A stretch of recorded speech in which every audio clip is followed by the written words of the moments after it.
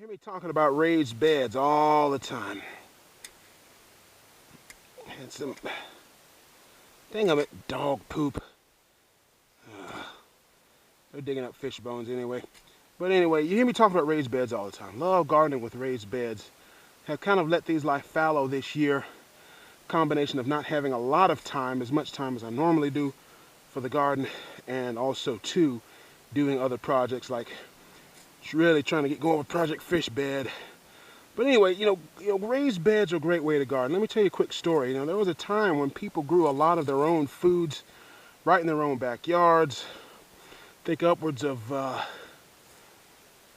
40% of all Americans had grown gardens in their victory gardens, whatnot, during the post-war years or whatnot. And well, what happened was, every day people went out in their backyards, they worked the soil, kind of like you see me doing here now. They had all kinds of things planted and growing, and they grew a lot of their own foods, and it was okay. But then one day, people started taking, day jobs and more sorts of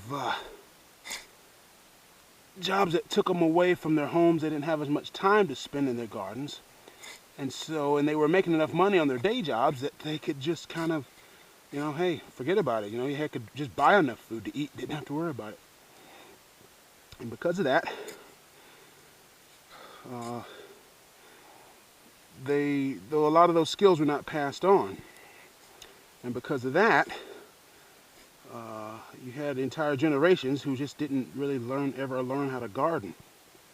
Until finally, gas prices, food prices, concerns over food safety and the way food is cultivated and grown with the chemicals and all. People got so scared and so didn't have any control over their food supply that they finally decided they want to start growing their own foods again. But people are still working day jobs, still not having the time to really learn about gardening and and the decreasing landscape, so many urban sprawl, not as much space, and so the old sow in the ground methods where you got massive amounts of space between each row, that style of garden just wasn't applicable anymore. So people had to learn new skills. And one of the things that I've done is put together a raised bed grower's guide to help people who don't have much time and don't want to put too much money into it, but it's a low cost, low time commitment way to grow. And I just put it up on Amazon Kindle last week, and I'm just now getting around to letting a lot of you here on the YouTube channel know about it. And so what I'll do is I'll put a link to it. If you're interested in it, just go check it out. Just check it out. Those of you who like it, buy it. If you don't worry about it.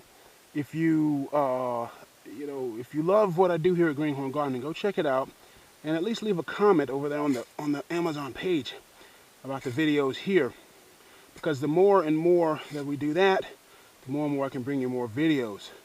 And so for those of you who've been looking for a low cost, low time commitment way to garden, check that out and let me know what you think. And for those of you who have gardened with raised beds successfully,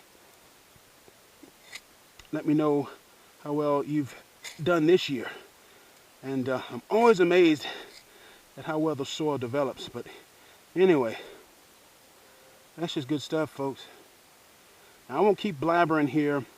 Just go check it out. The link's at the bottom of the thing there in the notes or the whatever. Let's try to make it easy for you. If I get to put it in there, just shoot me a message and say, Damon, you keep forgetting the link, you idiot. And I'll get it on there. But anyway, check that out. It's short. It's only about 64 pages, so you don't have to worry about getting through some long 200-page book. It's straight to the point, lots of pictures. And I will talk to you guys later. Check it out.